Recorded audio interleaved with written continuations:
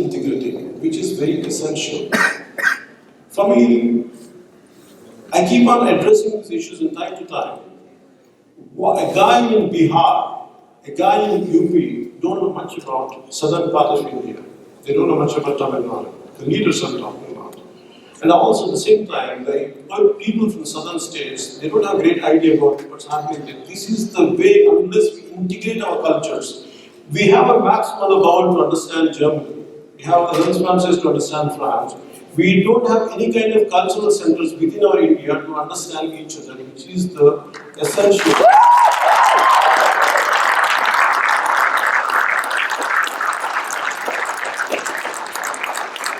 It is really, the reason is the re-emerging, like the recrudescence of identity politics is on the rise.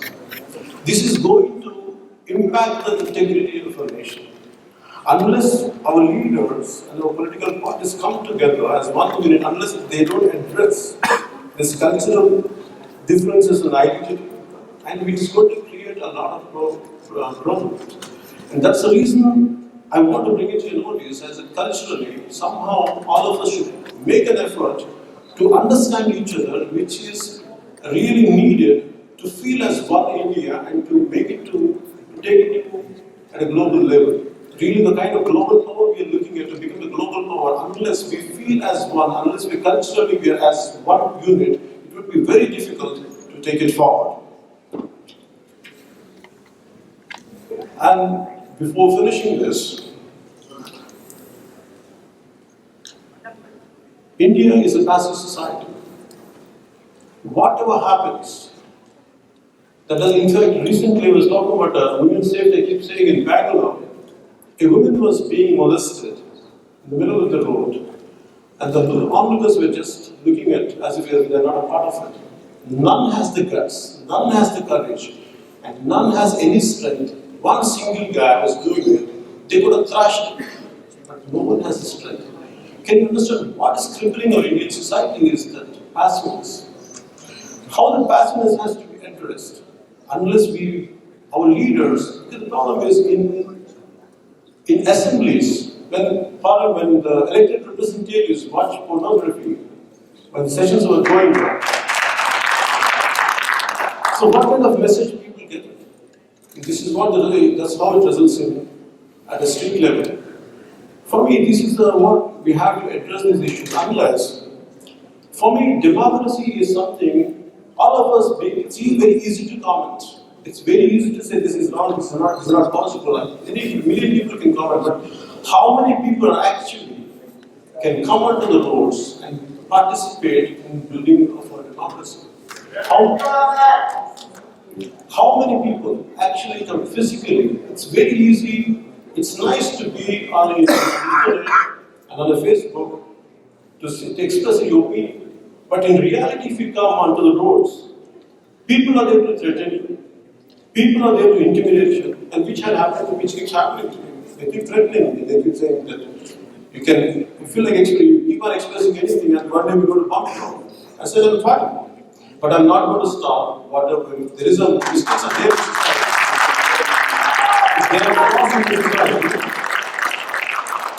If you want to bump me off, if you want to kill me, I'm fine. I'm ready for it.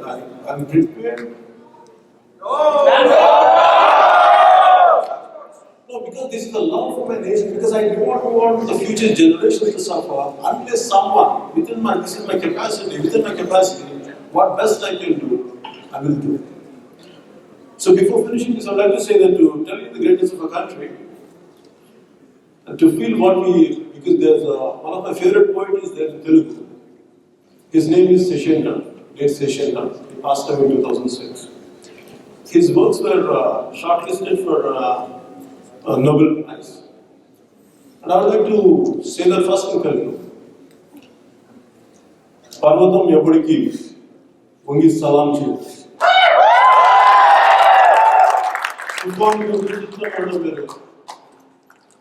సముద్రం ఒకటి కాళ్ళ దగ్గర కూర్చొని మళ్ళీ నేనంతా అక్కడికి మట్టే కావచ్చు, కానీ కాళ్ళతో ఒక దేశం జెండా కొనుక్కోవాలి.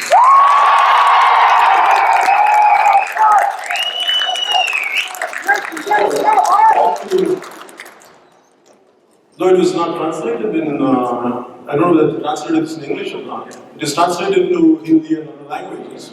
But I tried to translate, though I'm not a poet and I'm not good in English. I tried in my own way to their mom. The mighty Himalayas will never bend down and salute. A roaring typhoon's voice will never be subservient. The deep ocean never barks at anyone. Maybe I'm a handful of dust, but if I raise my voice, you will see the pride and strength in me of my national flag.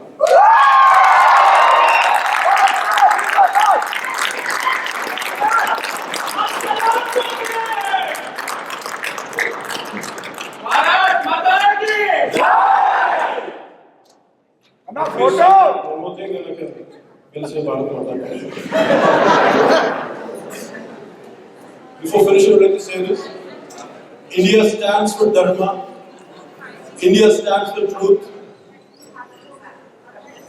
We are the land of Himalayas and historical vineyards. We love everyone, but we fear none. We respect everyone, but we surrender to none. Thank you.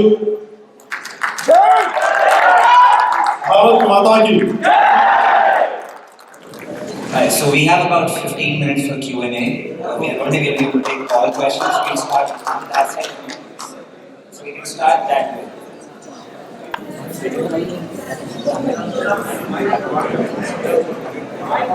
You are my big inspiration. So I have a question here for you today. How can we contribute from our side to stop the farmers from committing suicides?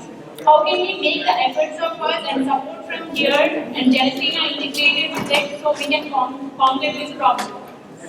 Farmer suicide is a loss of hope. If they don't see any future, what they were going through, they commit suicide. I've been to many families who have committed suicide. The problem is, the hopelessness is not in reality, it is the poverty of thought. When there is enough money to spend on extravagance of governments and politicians, they can really establish from Jana Sena point of view. What I'm trying to do is, first of all, you have to instill a lot of people there. And what I'm trying to do is, I'm trying to create a lot of self-help groups who goes to the farmers. And first of all, they need a hope to survive. They want to survive. So what I'm trying to do is, I'm creating a self-help groups where they can go to the farmers who are in a depressing situation. They're going to trust them. And they're going to, sometimes it's in the form of money, sometimes in a kind word, sometimes maybe supporting in different ways. That's what I'm trying to do, and which I will do. I'm Jana Sena Party. I'm an IAS aspirant. I want to serve People's Party. And I had actually yesterday I tried to give a book to you. The book name is March. I couldn't reach you, so I have come Some kind of animation, right? Yes, yes. Sir, my question, before asking my question, I have some things, sir. In India, sir, has extreme ideology hindering the growth of country. Has extreme ideology hindering the growth of the country. Which extreme ideology? No, sir, I'm just saying because there is right-wing extreme ideology. Yeah, I understand. Which ideology would be suitable? Yeah, so there is no same-sex marriage in India. Same-sex marriage is illegal in India. So there are 4.1 genders, third genders, which doesn't have private rights in India. And there is a forcible nationalism that you have to stand up for playing anthems and everything. And there is an extreme left-wing ideology including the rights of tribes and killing police men.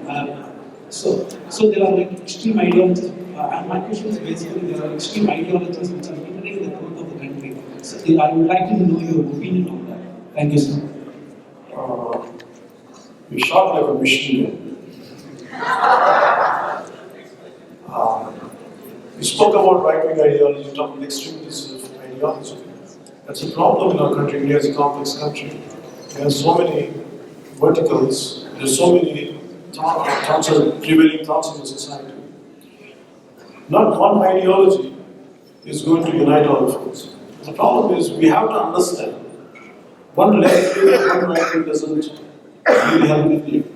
Somewhere, understand you have to be on a middle path. You have to understand both the extremes. The problem is when you're saying where is the need for a right wing? In right wing, if a fundamentalist of any religion, it could be any religion. For example, I don't want to name the man, individual or name the religion, but the man was really putting down one religion, gods of one religion. And for me, you're hurting my interest, you're hurting the gods and believers. And now, the problem is, none of the party, because they do vote bank politics, they don't want to condemn the other guy because they're going to lose the vote bank. They won't say it. So who steps in? The right wing steps in to cut down that. So normally people go and get flat. When there come if people who are very neutral, who can see at a very objective level, if someone is doing a mistake, irrespective of whether I believe in that ideology or not to my tribe, we have to condemn it. That's what is lacking in our country because of our vote bank attitude. And you're talking about the same gender, third gender. See, in India still, it's very painful. Yesterday I had out of Kalki Subramanian. It is very painful. In fact, I was giving an interview right now for the students of Harvard. So there is a women wing in our political parties. There is a men wing in political parties. There is no third gender wing.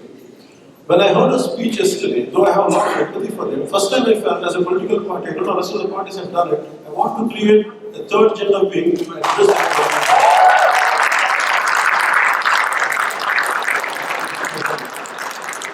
And thank you. Sir, my name is Ramarao Guru. I really like your stance to fight for the special status of Andhra Pradesh. And I would like to share some quick ideas, quick in one sentence. Please don't. Build a united international movement by Telugus for the special status of Andhra Pradesh. See, for me, Here I am not talking about the discrete protests in some of the countries off and on. Why should they unite us? okay. I got it. No. See, special status issue, when government promises something, better they stand for it. If they can't stand for it, at least let them say why they are not able to stand for it. But simply just because you're there in the power and you can't throw your weight around and you say we can't do it. For me, special status, you have the word taken back, and there is no humility in them why they are not able to give it, and that's what hurts me. And that's what I'm fighting for. For me, whether you give it or not is secondary. First, you are accountable, and you promised us if you're going back on your word, better come to us and tell us why you're going back. And that's what I'm fighting for. My name is Karthik from Hyderabad.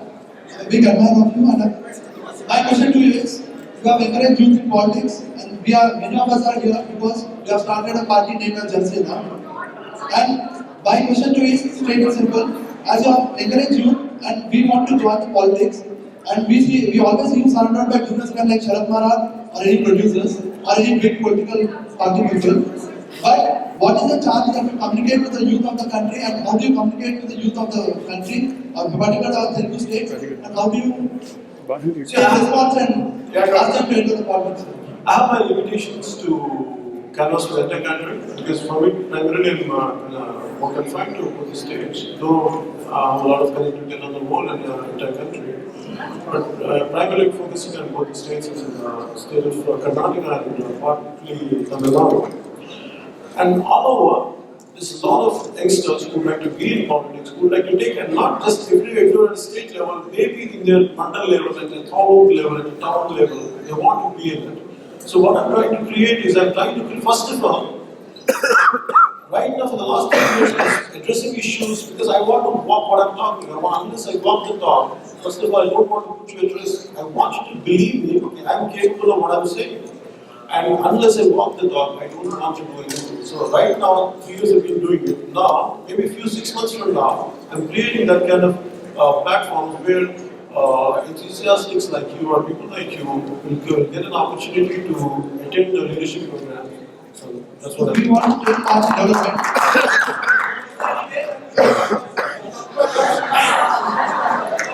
Sure, sir. I'll reach out to you. I will reach out to you.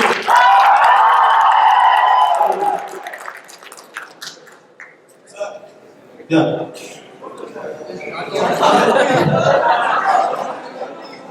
So, first of all, thank you for entertaining us for all these years. Thank you for getting the public space. We all know how hard it is to set up the public space. Your career was always breaking innovative paths for yourself in the Telugu cinema business. Like you opened the page, you had innovations and stuff like that. But political innovation itself in India is not that easy. I don't think in the recent past anything like that happened. What is your plan to get your agenda? Because people and you as an entrepreneur would face. So, what's your long-term plan to make sure? Whatever ideas you believe in, take it forward. Whatever might happen to you, face it. Take it forward. Like I said, be the living embodiment of values. That's everything forward. That's what I think. Sir, I have grown up. Hello, Power Star. This is Nikhil Kasaki from Centers. I have a question like, I have heard like you say about the personal hygiene in the rural areas. So I have experienced some cases in that, like working with Nirman organization in India, like the girls there get it. So how do you want to sensitize the youth towards a better development for the society, like a few ways? So, how I look at it is the way I sensitize myself. I never had any political background or political philosophy. And I was studying society. I was studying each and every situation, what was happening in front of me. Right from very trivial incident. So I was trying to understand. And at the same time, there's a confusion in one of them saying, like, which idea, what is the right ideology? For me, always it's a middle path. Because it's not about today I'm there, tomorrow I'm not going to be there. The problem is, you have to be consistent. Today I'm trying to say something, it's not that today if I'm not there, I don't want you to get dampened your spirits. Whether I'm there in the political field or not, I said, whatever you believe in, take it forward within your own space. And how much ever you're capable of doing, maybe sometimes it's just a word, sometimes a simple action is enough for you. You have to be very small thing.